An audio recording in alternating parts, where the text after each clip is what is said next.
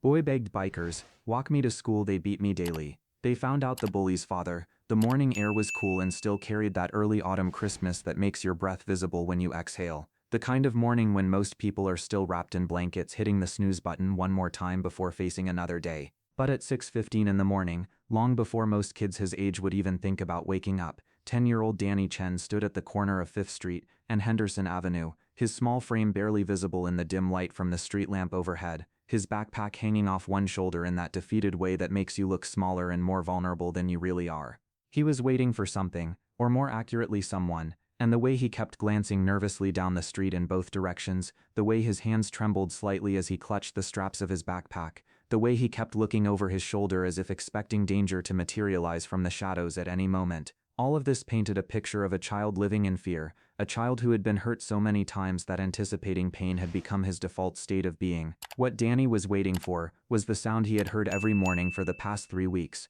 the deep rumble of Harley-Davidson engines that announced the arrival of the Iron Cross Motorcycle Club, a local chapter of bikers who took the same route to their warehouse headquarters every single morning at precisely 6:30, passing right through this intersection on their way across town. Danny had learned their schedule by accident 3 weeks earlier, had been standing at this exact same corner, trying to delay his arrival at school by just a few more minutes, trying to calculate whether the punishment for being late would be worse than the punishment he would receive if he arrived early and gave Brandon extra time to target him before classes started. That was the kind of calculation that had become second nature to Danny over the past 2 months, a constant mental calculus, weighing different types of pain against each other, trying to minimize damage, trying to survive each day with the least amount of trauma possible. He had become an expert at reading situations, at predicting when Brandon would strike and from which direction, at identifying escape routes and safe spaces, and adults who might or might not intervene. It was exhausting living in this constant state of hypervigilance,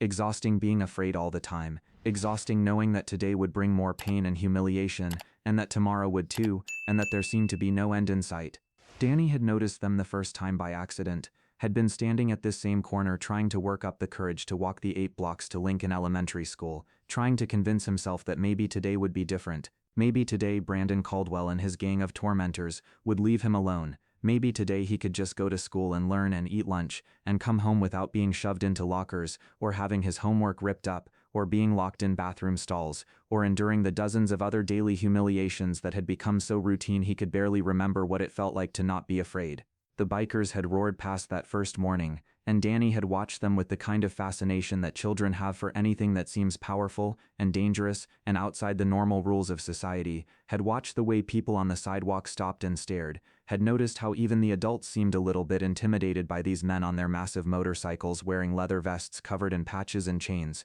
And then an idea had formed in Danny's mind, an idea born of desperation, and that particular kind of logic that children use when they have exhausted every other option and are willing to try anything no matter how unlikely it might be to work. If people were afraid of the bikers, if even adults seemed intimidated by them, then maybe, just maybe, Brandon Caldwell would be afraid of them too. Maybe if Danny could somehow get the bikers to walk with him to school, just once, just to show Brandon that Danny had protection, then the bullying would stop. It was a child's solution to an adult-sized problem, the kind of plan that makes perfect sense when you are 10 years old and terrified and have nobody else to turn to for help, when the adults who are supposed to protect you have proven themselves either unable or unwilling to actually do anything that would make a difference. So for 3 weeks Danny had stood at this corner every morning, working up the courage to approach these intimidating strangers, rehearsing in his mind what he would say, how he would explain his situation without crying, how he would make them understand that he needed help without sounding like a baby. And every morning for 3 weeks his nerve had failed him at the last moment,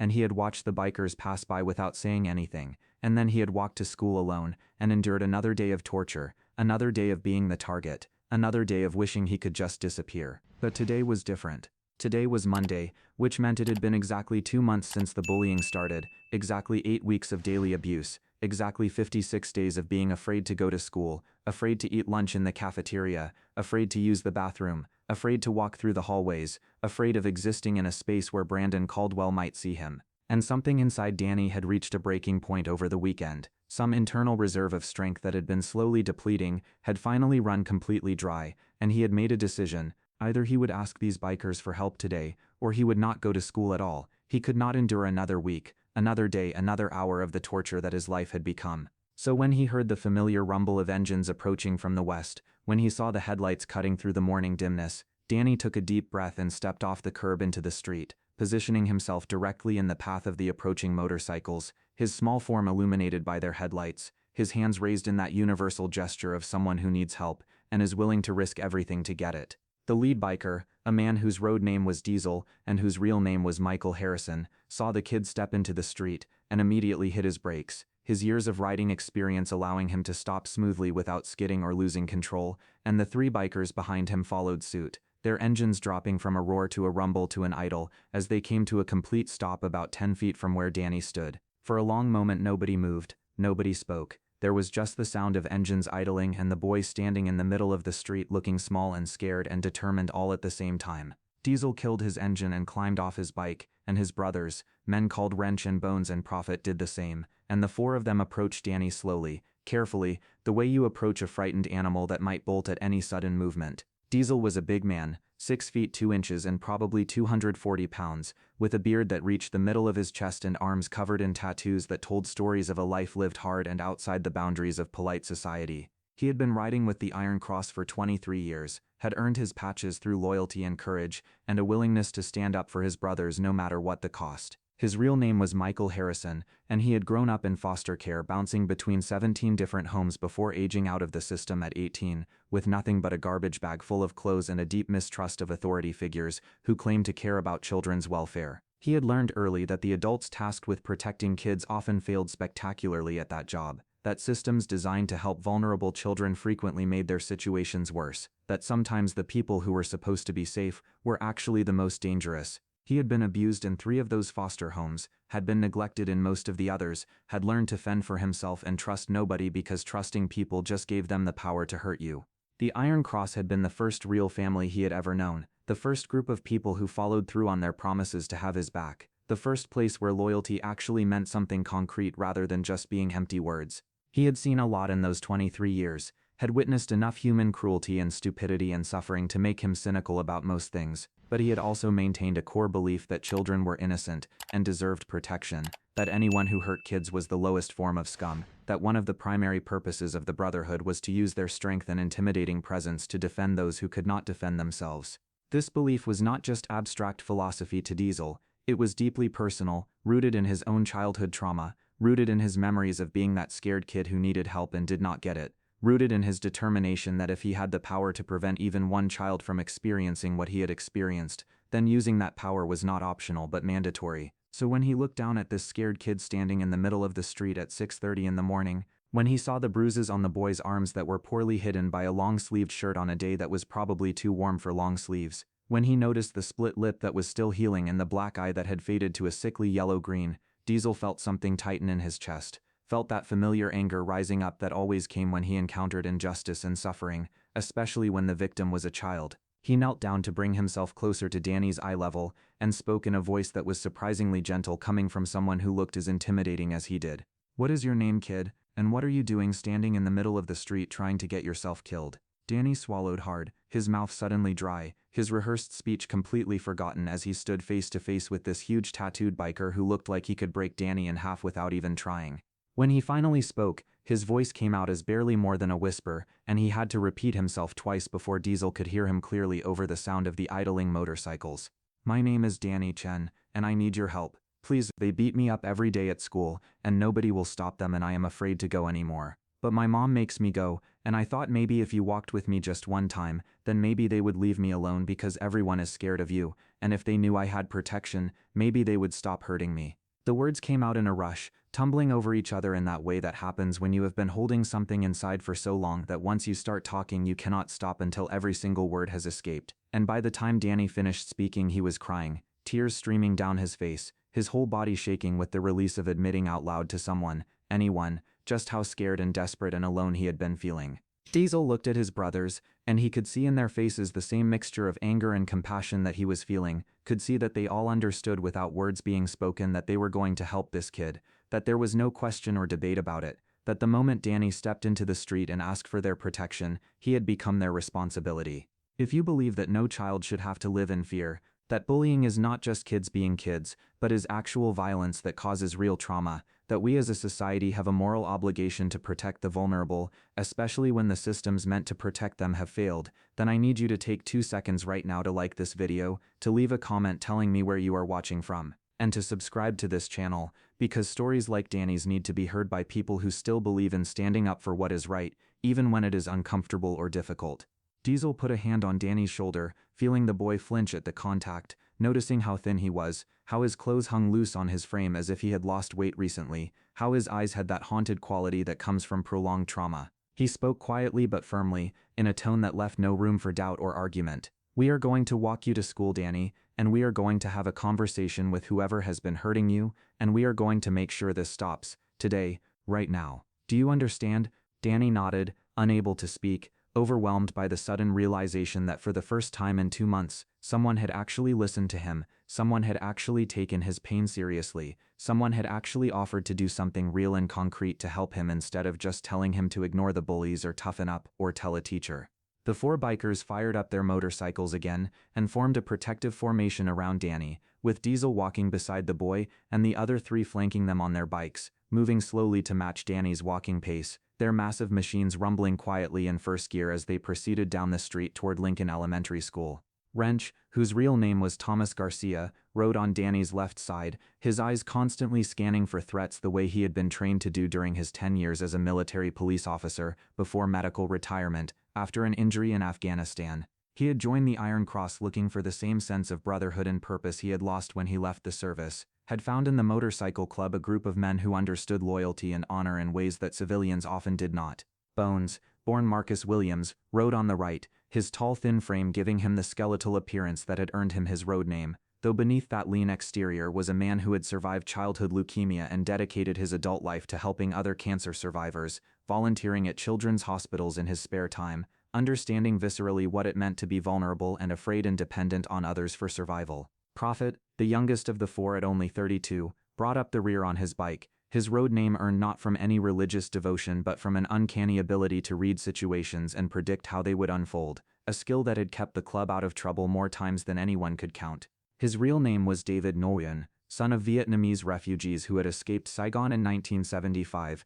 and he had grown up hearing stories about people who helped strangers at great personal risk, about the courage it took to stand up against systems of oppression, about the responsibility that came with freedom and safety to help those who lacked both. Danny felt something shift inside him as they walked, felt some small piece of the fear that had been crushing him for months begin to lift, felt for the first time in longer than he could remember, like maybe everything was going to be okay. He glanced up at Diesel walking beside him, at this huge intimidating man with his leather vest and his tattoos and his beard, and he felt safer than he had felt in his own home for the past 2 months, felt protected in a way that his mother and his teachers and the school principal and all the other adults who were supposed to keep him safe had never managed to make him feel. They arrived at Lincoln Elementary at exactly 7:05, early enough that the schoolyard was still mostly empty, but late enough that a few dozen students and several teachers were already arriving for the day. The sound of the motorcycles drew immediate attention, because seeing 4 bikers escort a student to school was not exactly a common occurrence in this quiet suburban neighborhood,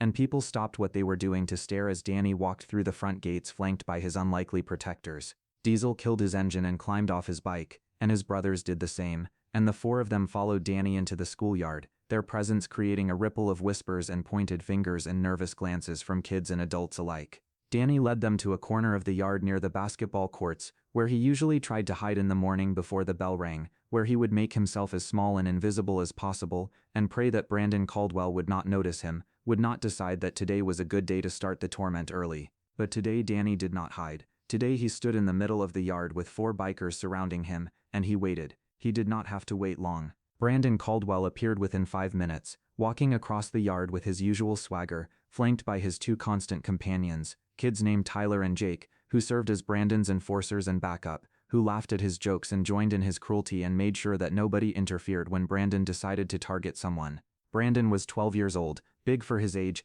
and used to getting his way through intimidation and violence. The kind of kid who had learned early that if you are willing to hurt people and you are bigger than most of your peers, then you can pretty much do whatever you want as long as the adults either do not notice or do not care. Brandon saw Danny standing there, and his face lit up with that particular smile that bullies get when they spot their target, that anticipatory pleasure that comes from knowing you are about to hurt someone and there is nothing they can do to stop you. He started walking toward Danny, cracking his knuckles in that theatrical way that is meant to intimidate, calling out insults that were designed to humiliate Danny in front of the growing crowd of onlookers. "Hey Chen, did you miss me over the weekend? Did you spend the whole time crying to your mommy? Did you tell her about how I flushed your homework down the toilet? Did you show her the bruises? Oh wait, I forgot you do not have a daddy to protect you, just a mommy who works all the time and does not even care that you are a pathetic little loser who everyone hates." Brandon was about 10 feet away from Danny when he finally noticed the 4 large men standing around the boy, when he finally registered that these were not teachers or parents but bikers,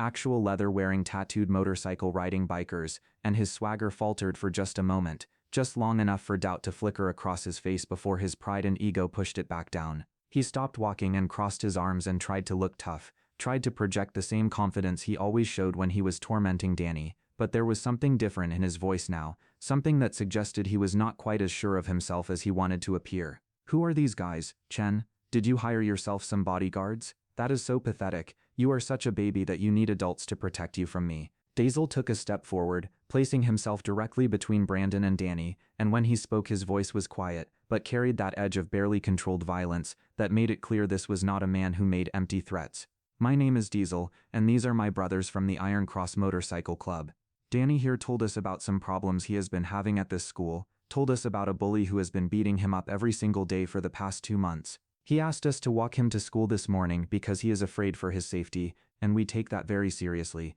because protecting kids who cannot protect themselves is part of what we do. So I need you to tell me your name, and I need you to tell me if you are the person who has been putting bruises on this boy." Brandon looked up at Diesel, really looked at him for the first time, saw the size difference, saw the tattoos and the scars and the hard eyes that had seen and done things Brandon could not imagine, saw the 3 other bikers standing behind their brother ready to back him up in whatever happened next, and something inside Brandon's 12-year-old brain finally calculated that maybe, just maybe, he had wandered into a situation he could not bully his way out of. His bravado crumbled almost instantly, and his voice when he spoke was defensive and much less confident than it had been seconds earlier. "I was just playing around. Me and Danny are friends, right Danny? We just mess around sometimes. It is no big deal. Tell them it is no big deal." Danny found his voice then, found courage he did not know he possessed, courage that came from standing behind someone who was actually willing to protect him, courage that came from finally being believed and taken seriously. He stepped out from behind Diesel and looked Brandon Caldwell directly in the eye for the first time in 2 months, and spoke in a voice that was stronger and clearer than he thought possible. "We are not friends, Brandon. You beat me up every single day. You punch me in the hallways when teachers are not looking, you steal my lunch money, you rip up my homework, you lock me in the bathroom, you push me down the stairs, you tell everyone to ignore me so I have to eat lunch alone every day. You threw my glasses in the toilet last week and I had to fish them out. You are not my friend, you are a bully, and I am not going to let you hurt me anymore." The crowd of students that had gathered to watch this confrontation was completely silent, now everyone transfixed by the scene unfolding in front of them, everyone shocked to hear quiet, scared Danny Chen finally standing up to Brandon Caldwell, the kid who had terrorized half the school at one point or another, the kid everyone was afraid to cross. Brandon looked around at all the watching faces, looked at his 2 friends Tyler and Jake, who had taken several steps backward, and were clearly not interested in getting involved in this particular situation, looked at the 4 bikers who were staring at him with expressions that made it clear they believed every word Danny had just said,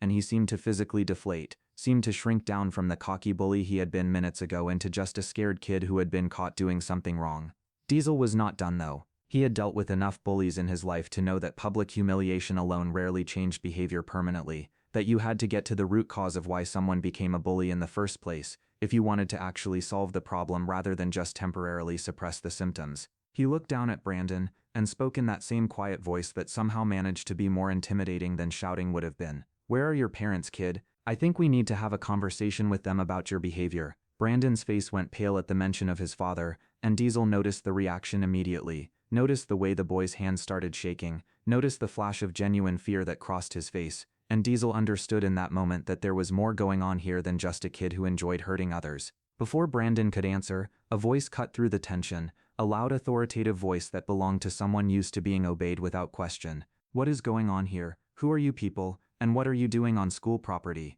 The voice belonged to Principal Robert Caldwell, a tall man in his late 40s, wearing an expensive suit walking across the yard with the confident stride of someone who owned the space he was moving through. Diesel noticed immediately the resemblance between the boy and the man, noticed the same jawline and nose and eyes, noticed the way Brandon seemed to simultaneously shrink away from and lean toward his father, in that contradictory way that abused children often display around their abusers. Principal Caldwell looked at the four bikers with barely concealed disgust, looked at his son standing there looking scared and embarrassed, looked at Danny Chen who was still standing his ground despite the arrival of this new authority figure, and his face hardened into an expression of anger mixed with something that looked almost like fear. Principal Caldwell had been at Lincoln Elementary for 8 years, had worked his way up from vice principal to principal through a combination of political skill and his willingness to prioritize test scores and funding over actual student well-being, had built a reputation as someone who ran a tight ship and did not tolerate disruptions or problems. He had come from a wealthy family,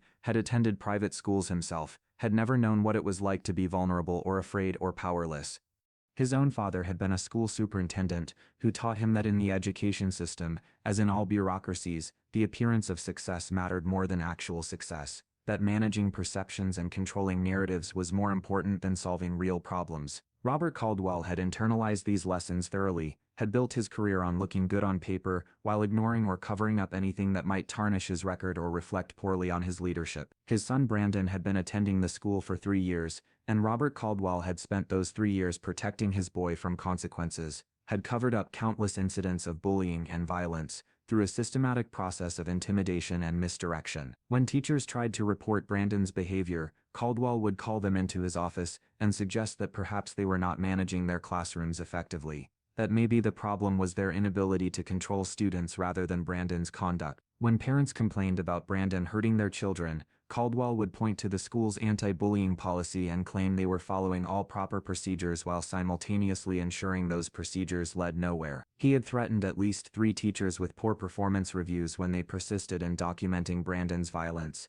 had quietly transferred 2 of them to other schools in the district, had created an environment where everyone understood that reporting problems involving the principal's son was career suicide. He had intimidated parents by mentioning their children's own disciplinary records, by suggesting that if they pushed too hard their kids might face consequences, by using his knowledge of their private struggles, financial problems or immigration status to silence complaints. He had learned this behavior from his own father, who had taught him that Caldwell men did not apologize, did not back down, did not admit weakness, that the world was divided into predators and prey, and you better make damn sure you were in the first category, that protecting family came before any abstract notions of fairness or justice or institutional integrity. Diesel looked at Principal Caldwell and understood immediately what he was dealing with, understood that this was not going to be a simple conversation that ended with apologies and promises to do better, understood that the father was the real problem and the son was just a symptom. He pulled out his phone and held it up so that everyone could see he was recording,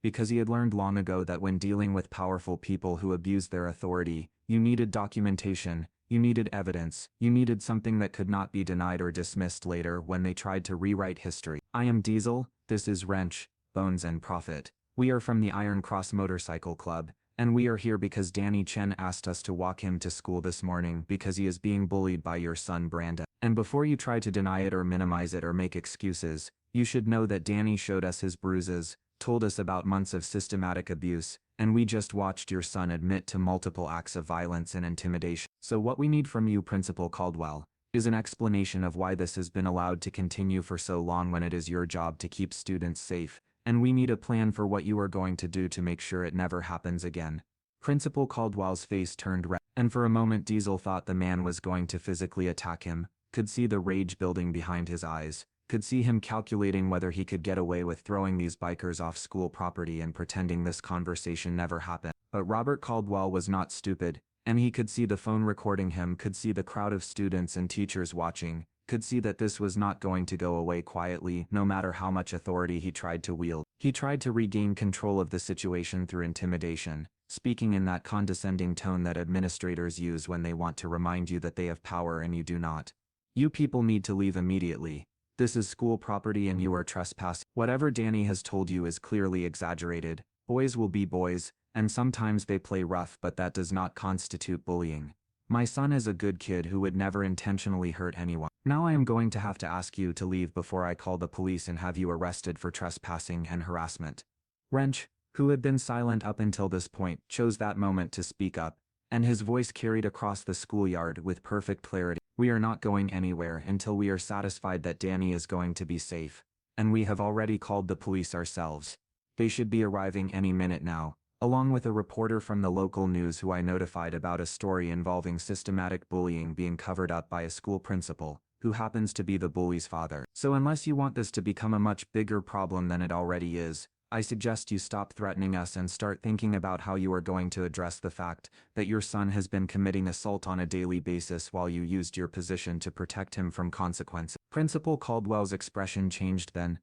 from anger to calculation to something that looked almost like panic as he realized that this situation was spiraling out of his control, that he was not dealing with frightened parents or intimidated teachers who he could threaten into silence, that he was dealing with people who did not care about his authority or his position. People who were perfectly comfortable with confrontation and had nothing to lose by making this as public as possible. He looked at his son standing there looking small and scared, looked at Danny Chen, who was no longer afraid, looked at the 4 bikers who stood like a wall of protection around the boy, looked at the crowd of students who were watching everything, and he seemed to understand for the first time that the empire of fear and intimidation he had built around himself and his son was about to come crashing down. The police arrived within 10 minutes. 2 patrol cars pulling into the school parking lot with lights flashing. Right behind them came a news van from Channel 7, and behind that came several cars full of parents who had received urgent phone calls from their children, telling them about the bikers confronting the principal about bullying. What happened over the next 2 hours would be talked about in that community for years afterward,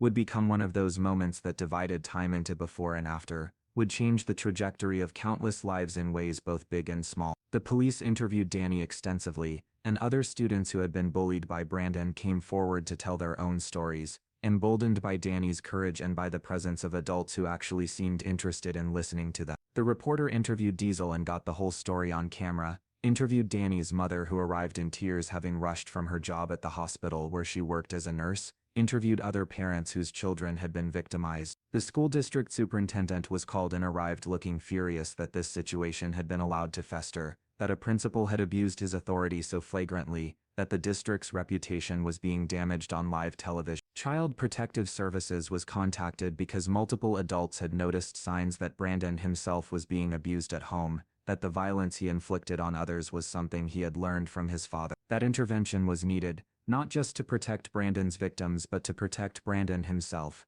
By noon that day, Principal Robert Caldwell had been placed on administrative leave pending a full investigation into his conduct, had been escorted from school property by police, had watched his carefully constructed facade of respectability crumble in real time, as everyone finally saw what he really was beneath the expensive suits and authoritative demeanor. By the end of the week he would be fired, would face multiple lawsuits from parents whose children he had failed to protect, would be investigated for corruption and abuse of power. His wife would file for divorce, having finally found the courage to leave after years of enduring his controlling and abusive behavior, and Brandon would be removed from his father's custody and placed with his mother, would begin counseling to address the trauma and learned behaviors that had turned him into a bully, would slowly over many months and years begin to understand that hurting others was not strength, and that there were better ways to deal with pain and fear and anger. For Danny, that Monday morning in October became the day his life changed forever. Became the day he learned that asking for help was not weakness but courage,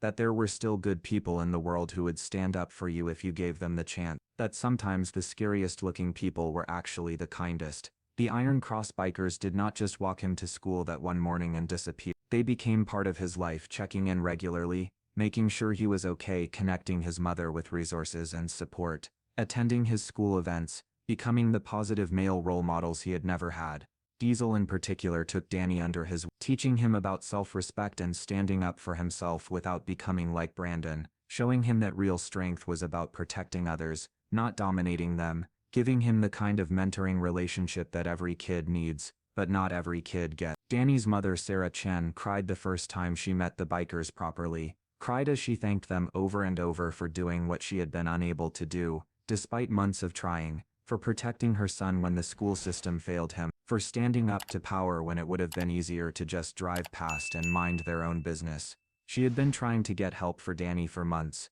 had reported the bullying to teachers and counselors and administrators repeatedly, had documented every bruise and torn shirt, and destroyed piece of homework, had written emails and made phone calls and shown up for meetings, where she was told over and over that boys will be boys, that Danny needed to toughen up, that there was no evidence of systematic bullying, that she was being overprotective, that maybe the problem was that Danny was too sensitive, that perhaps she should consider homeschooling if she was not satisfied with how the school handled discipline. She had felt helpless and furious and guilty, that she could not protect her own child, had struggled with the thought that maybe she was failing as a mother, had lain awake at night wondering what else she could possibly do when every official channel had rejected her concern. She worked as a nurse at County General Hospital, pulling double shifts whenever possible to make ends meet as a single mother, and the guilt of not being home more often to protect Danny ate at her constantly. She had considered pulling him out of school entirely, even though she could not afford private school tuition,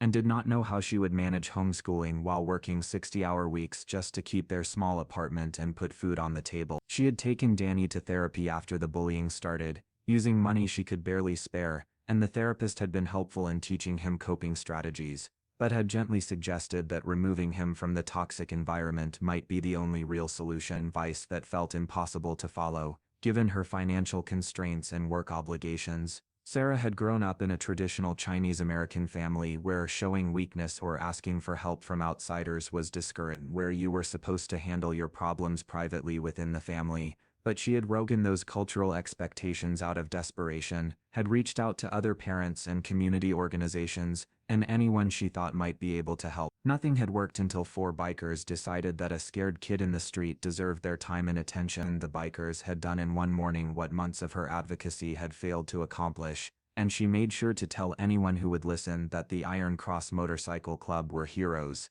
that they had saved her son's life, that she would be grateful to them forever. If this story has moved you, if it has made you think differently about who the real heroes are in our communities, if it has reminded you that courage sometimes looks like a scared 10-year-old standing in the middle of the street asking for help, then I need you to do something right now. Share this video with every parent, every teacher, every person who works with children, because they need to know that bullying is not a minor problem to be dismissed. It is actual violence that causes real trauma that can last a lifetime. Leave a comment telling me about your own experiences with bullying, whether you were the victim or the bully, or the bystander, because we need to have honest conversations about this issue. And subscribe to this channel because we tell stories about real people standing up for what is right, about communities coming together to protect the vulnerable, about the truth that all of us have the power to make a difference, if we choose to act rather than look away. The impact of what happened that morning rippled outward in ways that nobody could have predicted. The story went viral locally and then nationally, with major news outlets picking it up and running segments about the failure of schools to protect vulnerable students, with social media exploding in debates about bullying and parental responsibility and the role of administrators in enabling abuse. Parents across the country shared their own stories of trying to get help for their bullied children and being dismissed or ignored by school officials. Stories that painted a picture of a widespread systemic failure rather than an isolated incident. Education experts were interviewed about the prevalence of administrative cover-ups, about how principals protecting their own children or their school's reputations was far more common than most people realized, about how the incentive structures in education rewarded appearances over substance. Child psychologists appeared on morning shows talking about the long-term trauma effects of bullying, presenting research showing that victims often struggled with anxiety, depression, and PTSD for years or even decades after the abuse ended, arguing that we needed to stop treating bullying as a normal part of childhood and start recognizing it as the serious violence it actually was. The school district implemented major policy changes within weeks, creating actual accountability systems for reporting and addressing bullying that could not be circumvented by individual administrators, training teachers and staff to recognize signs of abuse and giving them protected channels to report concerns without fear of retaliation, establishing clear protocols that prevented administrators from investigating or adjudicating complaints involving their own relatives, bringing in outside consultants to audit existing cases and identify other situations where problems had been swept under the rug. They discovered during these audits that Principal Caldwell's corrupt practices had affected dozens of families beyond just Brandon's victims, that his pattern of intimidation and cover-up had created a toxic culture throughout the school, where problems were ignored and vulnerable students were left unprotected. Other schools in other districts looked at what had happened at Lincoln Elementary and made their own changes, not wanting to end up in the news for similar failures, not wanting to face the kind of lawsuits and public outrage that had descended on Lincoln. state legislators sensing an issue that resonated with voters and offered an opportunity to show they were protecting children, introduced multiple bills strengthening anti-bullying laws, creating better oversight of school administration, establishing clearer pathways for parents to escalate concerns when schools were unresponsive, providing funding for counseling and intervention programs. Brandon's story became a case study used in psychology and education programs, an example of how bullies are often victims themselves who are replicating abuse they experienced at home, how cycles of violence perpetuate across generations when adults model aggression and dominance as acceptable ways of dealing with conflict, how early intervention and counseling and removing kids from toxic environments can actually help them change course before their patterns become permanent. The Iron Cross Motorcycle Club, which had operated mostly under the radar doing good work in their community without seeking publicity or recognition, suddenly found themselves in the spotlight as unexpected heroes, as the kind of people who challenged stereotypes about what bikers were really about, as living proof that you cannot judge character by appearance or by society's labels and categories. They were invited to speak at schools and community centers about bullying prevention and intervention, were asked to participate in anti-violence programs and mentor young people who were at risk of either becoming victims or perpetrators of abuse, were recognized by local officials and community leaders for their service and their willingness to stand up when others looked away. The attention was both welcomed and uncomfortable for men who had spent most of their lives being viewed with suspicion and fear, who were used to being profiled by police and discriminated against by businesses and automatically assumed to be criminals by people who did not know them. They handled the spotlight with their characteristic modesty and directness, making it clear in every interview and speech that they had just done what anyone should do when they see a kid in trouble, that the real hero was Danny for having the courage to ask for help, that all they did was show up and stand beside someone who needed standing beside, that protecting vulnerable people was not extraordinary, but was simply basic human decency that should be expected from everyone, not praised as exceptional, but private among themselves. During their weekly chapter meetings and the long rides they took together, they talked about how good it felt to be recognized for something positive rather than being automatically viewed as threats or troublemakers. How maybe this was an opportunity to change the narrative about who they were and what they stood for, how they could use their reputation and their presence to do even more good in their community. They started a formal mentorship program, pairing young people from difficult backgrounds with club members who could provide guidance and support, understanding from their own experiences that sometimes what kids needed most was just one stable adult who showed up consistently and actually gave a damn about their well-being. They partnered with local schools to provide an alternative to suspension for students who were acting out, offering community service opportunities and mentorship instead of punishment. Recognizing that most kids who behaved badly were dealing with trauma or chaos at home and needed support, not exile, they organized fundraisers for families in crisis, mobilizing their network of contacts and their ability to get things done quickly when bureaucratic systems moved too slowly. They became a resource that social workers and teachers and community activists knew they could call when they encountered situations that required someone willing to confront power or stand up to bullies or just show up in force to make someone feel safe. Diesel thought a lot about that morning and the months and years that followed, thought about the moment when he first saw Danny standing in the street, thought about how easy it would have been to just go around the kid and keep riding to the clubhouse, thought about all the ways that morning could have gone differently if he and his brothers had made different choices. He thought about Principal Caldwell and Brandon and the systemic failures that allowed the bullying to continue for so long, thought about all the adults who had looked the other way, or made excuses or prioritized convenience over doing the right thing. He thought about Sarah Chen working herself to exhaustion trying to protect her son and being told she was overreacting. He thought about all the other Danny Chens out there, all the kids who were suffering in silence because they did not know how to ask for help or because the adults in their lives had failed them or because they had internalized the message that they deserved to be treated badly. And he made a decision, made a commitment to himself and to his brothers, that they would be the kind of people who stopped, who listened, who took action when they saw injustice or suffering, who used their strength and their presence to protect those who needed protecting. It was not about being heroes or seeking recognition or proving something to society. It was about living according to a code that valued loyalty and honor, and protecting the vulnerable above personal comfort or convenience. It was about being the kind of men who could look themselves in the mirror and know they had done the right thing even when it was difficult or uncomfortable or socially awkward. Danny Chen is 16 now, a sophomore in high school, confident and well-adjusted in ways that seemed impossible that morning when he stood terrified in the middle of the street. The transformation did not happen overnight. did not follow a neat linear progression from trauma to healing, but involved years of therapy and setbacks and hard work to rebuild his sense of safety and self-worth. He plays on the soccer team now, having discovered during recovery that physical activity helped him process trauma and reconnect with his body in positive ways after years of experiencing his body primarily as something that hurt, something that others targeted and damaged. He is a midfielder, the player who connects defense and offense, who sees the whole field and makes plays happen, and his coach says he has an unusual ability to read situations and anticipate what will happen next, a skill developed during those months of hypervigilance,